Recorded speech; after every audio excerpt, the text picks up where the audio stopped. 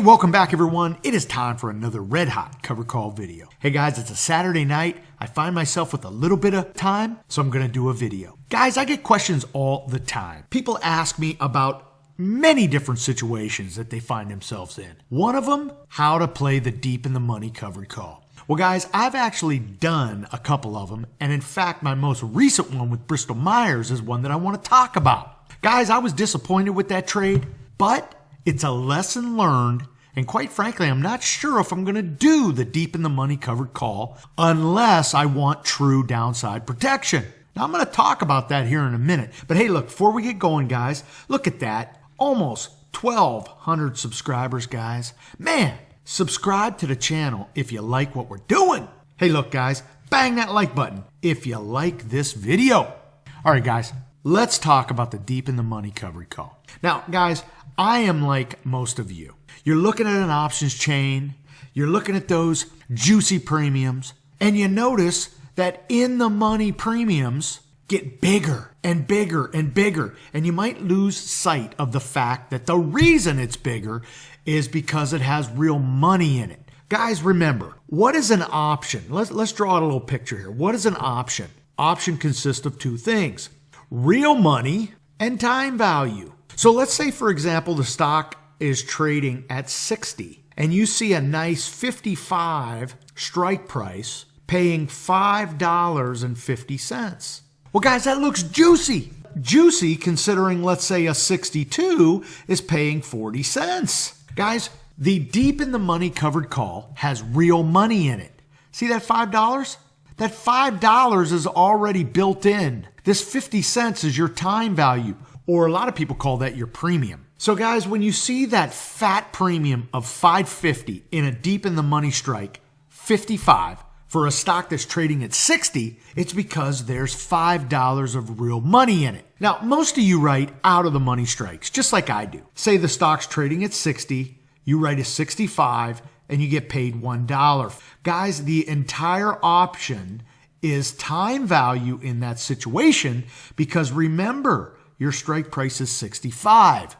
And as the stock heads higher, the premium grows higher, but we don't have any real money in it until we get to 65 and above. And then once we cross the 65 mark, then wherever that premium's at will consist of time value and real money. Meaning, if the stock is at 65.01 and the option is $2, 1 penny of that $2 option price is real value. Okay, so with that said, when we use the deep in the money covered call, we are looking to preserve, have some downside protection. Why? Because what happens with those deep in the money covered call options, they trade almost 1 for 1 until the stock gets below the strike. What do I mean by that? Well, remember this example here where we had the $55 strike? The stock was trading at 60 with a $5.50 premium. Well, guys, if this stock trading at 60 were to fall to 59, that premium is actually going to fall to $4.50. Okay? If this were to fall to 58, okay, this is now going to be a $3.50 premium, right? Because it's real money. At 58, with a 55 strike, we have $3 of real money in it. Now that 50 cents is going to wiggle around. That's time value, okay? And depending on when your expiration is, that's going to shrink, quite frankly, because as time decay happens, or as we get close to expiration, that time value portion of the option is going to shrink dramatically. But that real money value is basically going to represent 1 for 1. Now, I lay this out there because most people, including myself, think that, let's say, using this example, stock trading at 60, you write a 55, you get $5.50, and say the stock moves lower from 60 down to, say, 56. Now remember, I got paid $5.50. Most people would think that that option would fall tremendously, allowing you to buy it back cheaper and pocketing all the money. The problem is, guys, it's 1 for 1, right?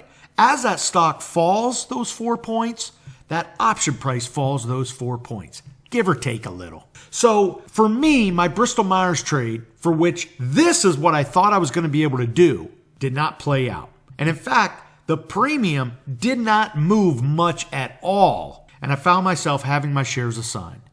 And a double whammy was I ended up writing the covered call one day before the ex-dividend date. So they actually exercised early, took my shares from me, and I look back at that trade as actually losing. But guys, let me address a question that I got from Miguel. Now, Miguel wants an exit strategy on a deep in the money covered call he wrote on his stock.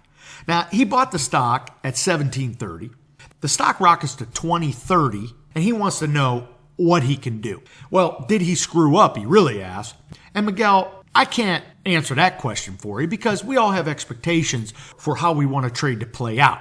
But what I will say is this. I know exactly how Miguel feels without even knowing what he got paid for that. He feels like he's holding the bag. Why? Because that option's heading higher with all that real money in it. And quite frankly, there's no time value. That little time value element, there's none of that. So if he were to buy it back, right, and then sell the shares, he really makes nothing. It would just be an exercise in giving the brokerage fees. So in this case, if that were me, knowing the stock goes higher, knowing that the premium, that option premium I got paid is going higher, almost 1-for-1 with the stock price, does not make sense to buy this back and then sell the shares. Unless Miguel wanted to have cash and play another stock. So chances are you'll go to expiration here, making what you made.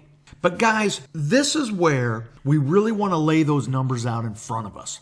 We really want to look at that because remember that time value I talked about? Well, guys, when you write that out of the money strike, right? You're writing that out of the money strike. You own a stock at 60, you write that 65 and you get paid $1. That's all time value. So that's money in your pocket. When I wrote my Bristol-Myers, and I'm going to show you here, I had written all of these covered calls on Bristol-Myers, reducing my cost basis. As you can see, my cost basis was 57. I reduced it down to 45, guys. Ultimately, I ended up writing a 56 deep in the money covered call, man, collecting that fat $4,000 premium up front. Problem is, guys, I thought Bristol-Myers at 62X would fall. And this is where I made the mistake I talked about earlier. I thought as the stock would fall, that premium, that $4,000 premium I got paid, I thought that would fall to where I could buy it back, pocketing money. Reality is, again, the premium pretty much moves up and down 1-for-1 when you're that in the money. So as it was moving up and down, I couldn't buy it back. I wasn't going to benefit. I ended up having my shares assigned. Yeah, I made money, but the expectations were 100% reversed from what I thought I was going to be able to do. Now, guys, before I get going, let's talk about the obvious question that the Salty Dog Covered Call writers are going to ask me. They're going to say, hey, look, you have real money in your pocket if the stock falls and you buy that option back cheaper. Let's use my example. Remember I had that stock at 60? I wrote that deep in the money covered call at 55, got paid 55. So let's sort of visualize this a little bit so this can be a little bit clearer for you. So you get paid $5.50. Again, the real money is $5. The time value is 50 cents. Now the stock starts to peel off and it goes to 56. Okay. This option most likely is now trading for $1.50. See how we still have the $1 of real value? Well, if I buy this option back right at this moment for $1.50, I still have $4 in my wallet. And now I own a stock that is $56.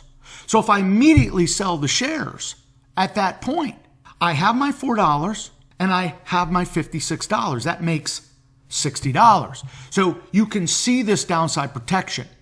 Now, in my case, what I'm complaining about, why I don't like this trade, is because as Bristol-Myers was getting towards expiration, it was not wiggling. I was not getting the movement I wanted. So my $6, I think I got $6.50, it didn't wiggle much beyond $6.50. So quite frankly, I would have just bought it back in an exercise of buying it back, giving the fees to the broker. Look, it just didn't work out for me. But there is your downside protection. I just wanted to show that because I know the salty dogs are scratching their head a couple minutes ago. But look, let's go ahead. Let me show you the Bristol-Myers trade. And let's go back to that Bristol-Myers example I showed you. Maybe this will make it clearer. So back here, okay, I had written covered calls all through this movement. Finally, instead of just selling the stock outright, I wanted to do a deep in the money strike. I wanted to see how that played out. Not to repeat myself, but the idea here was Bristol-Myers was higher here, okay, considerably higher, about 62. I said, man, if I write a 56 deep in the money and I get paid $6, $6.50, I think, see this spike in the stock here? The pharmaceuticals were getting a great run. I actually thought the stock was going to fall. So I figured that $6 I was going to be able to pocket. I was going to be able to pocket, buy it back. But that's where I missed the fact that as the stock, if the stock were to move lower, so would my premium. So it's almost a 1-for-1. It was a 1-for-1. I wasn't going to benefit. And then, guys, I made the mistake. My expiration was falling one day prior to the X date. So the guy executed his trade. He takes my shares from me. Now, the takeaway from this, when I set up that trade, remember I said the real money and the time value? What disappointed me was I think my eyes got too big for myself, okay? I got ahead of myself. That time value wasn't that much. I had all that real money in it, but it wasn't much time value. So for that last trade I wrote on Bristol-Myers, quite frankly, I don't even know if I made 0.5%. That was disappointing. But with that said, guys, the expectations that the stock would fall didn't happen. And then buying back the option, it dawned on me real quick that the only way I was ever going to make money on that option, meaning the option falls and I buy it back, is if it got below my strike of 56. But then the stock is below 56, which means I'm losing money. So the important takeaway from this is, when do you use the deep in the money covered call? Well, if you listen to some of the YouTube experts, they're going to tell you when you want real downside protection. See, a lot of people talk about having downside protection when they write a covered call, and they really don't break it out. And a lot of people think an out of the money covered call provides downside protection. It doesn't. It doesn't. It provides some. You're always going to have to pay back more than you lost. Okay? Unless it gets down to a couple pennies. But the point is, a deep in the money covered call, you're going to have all that real money. And as the stock starts to fall, it's 1-for-1. So that's true downside protection.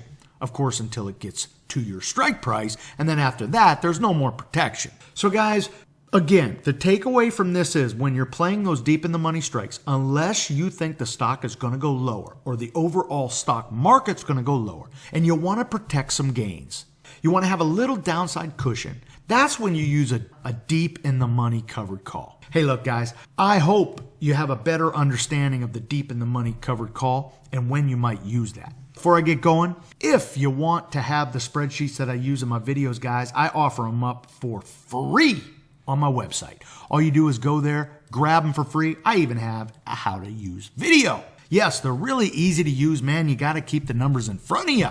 It's the only way you know you're profitable. Hey, look, guys, before I go, man, bang that like button if you like what I'm doing. And guys, ring that bell so you get that email notification the next time I do a red hot covered call video. And share the video, guys. Let other people know we're talking the good word of the covered call. Hey, look, until next time, I hope all your covered calls are profitable. All I see is signs, all I see is dollar signs.